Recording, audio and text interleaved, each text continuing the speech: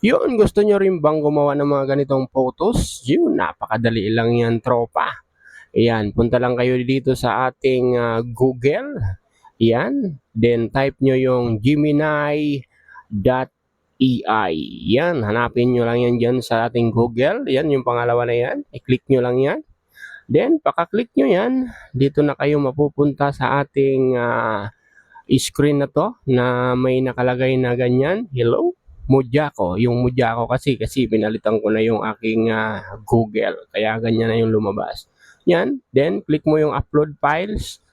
Upload files o yung photos. Yan. Hanap pa dyan ng photos mo na kung ano yung gusto mong i-generate dyan.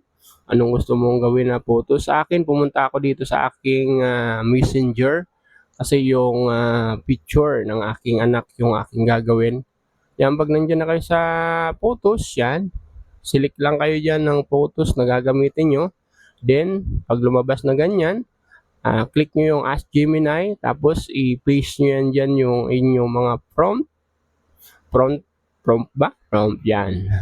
Then, yung title dun sa may bandang baba, pwede nyo i-edit yan kung anong gusto nyong ilalagay na title o yung nakalagay dun sa parang box niya.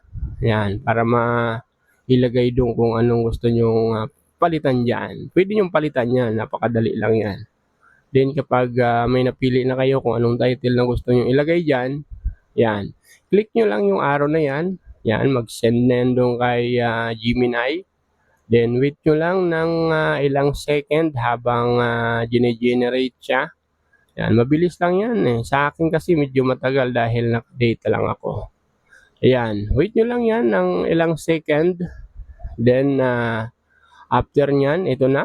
Oh, di ba? Lumabas na yung na-generate niya na picture.